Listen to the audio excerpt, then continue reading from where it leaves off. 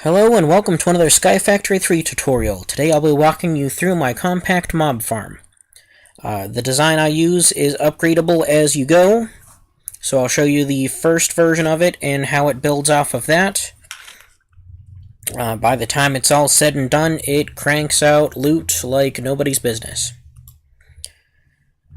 So first off, my mob farm is particularly small. It is 8 across and 5 deep. And yes, I build it directly onto the base. To start with, you will need 17 dirt, 2 stacks of building materials. If you're using any sort of dark glass, then you will also need something that is redstone conductive. Dark glass is from Extra Utilities. It is see-through, however, it does not allow light through, so the mobs still spawn because it's dark. I do this simply because it's fun to watch them spawn and die. You'll need 5 signs, 5 levers, a bucket of witchwater, a redstone lamp to be able to disable it when you don't want it on, a mob masher, 3 mob fans, 3 mob fan vertical upgrades, 3 mob fan horizontal upgrades. The first version of it will use a small storage crate and 3 hoppers, and any sort of half slab. To make this to start off with, the floor must be made out of dirt. One of the upgrades directly relies on the fact that the floor is dirt. I'll explain that in a minute. Normally it will look like this, however, the first version of it, I will take out these 3, place that there, place a small storage crate here, and then set up the hoppers. One going directly into the crate, one going into that one going into that one. After that, you plop down your mob masher. Have next to it your single redstone conductive block. Then you get out your building block of choice.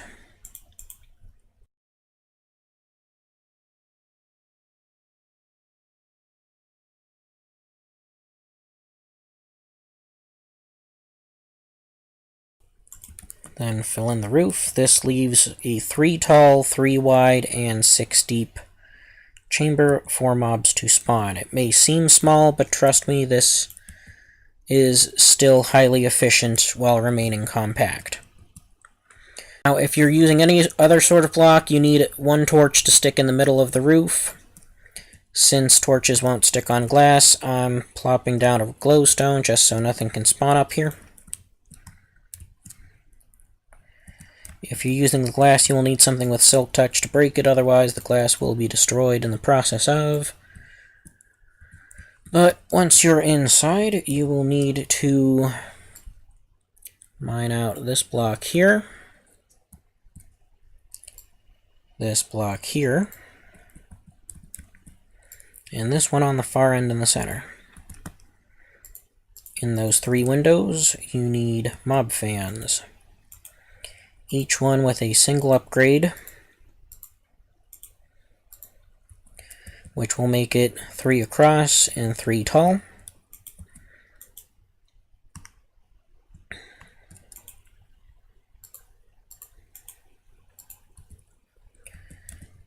And same deal with the roof.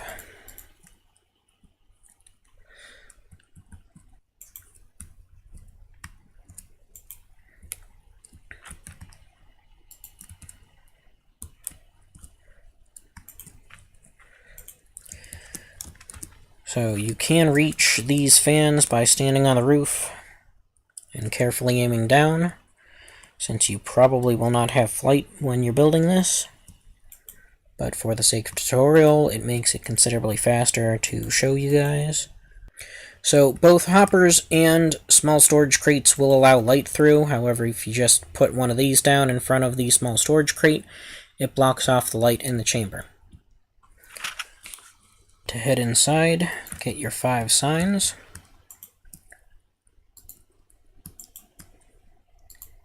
Place them down like so.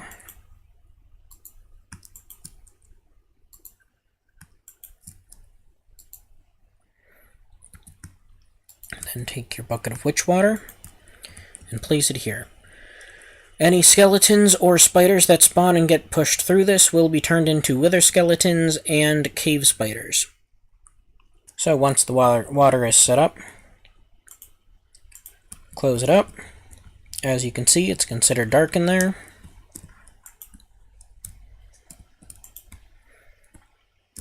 I will turn everything on.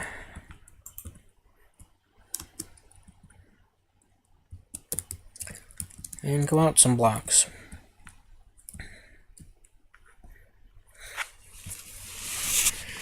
Now, the mob farm can be this small and still be efficient because only 4 mobs of any given type spawn at a single time anyway. And if they're instantly being pushed into Blades of Death, they're not going to stay there long enough to cause a problem for more mobs spawning. You really don't need a giant monstrosity. You don't need anything more complicated than this.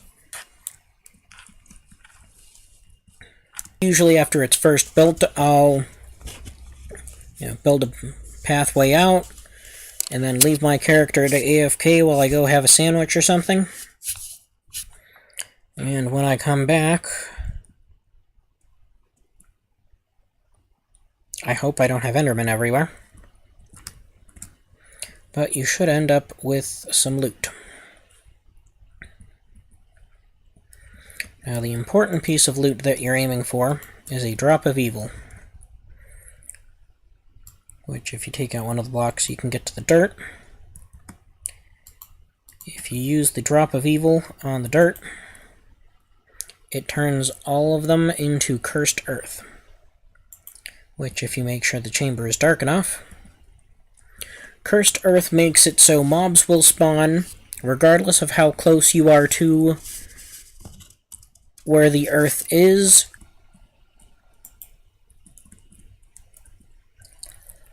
As you can see here, mobs are spawning even though I'm standing right next to it and getting killed pretty quickly.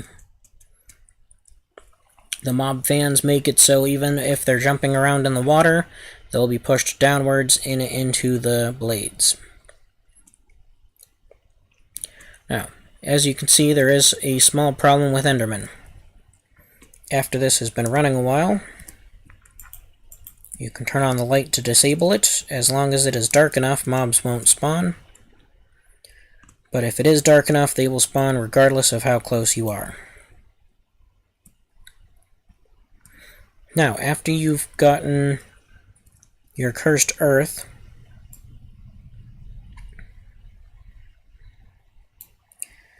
what you can do is simply take out the witch water, close it back up, let it run for a while.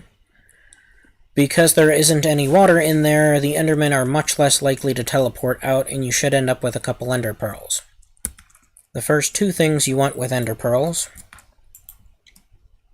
is an item called an Ender Tether, which is made with an Ender Pearl. I think you need an Eye of Ender, come to think of it. 2 redstone torches and an obsidian. This makes it so the Endermen are tethered to the spot instead of being able to teleport away. Some servers they're a little glitchy and don't work entirely, but for the most part they keep the Endermen contained. I will usually forget that you need a block it can be placed on. Let me grab a cobble real quick.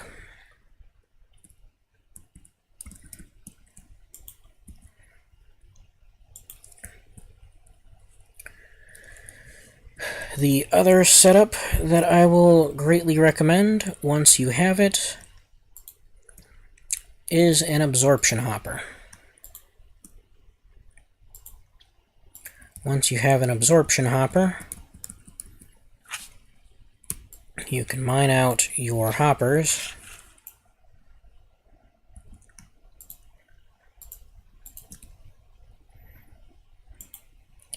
and replace them with more dirt so there's more cursed earth for mobs to spawn on.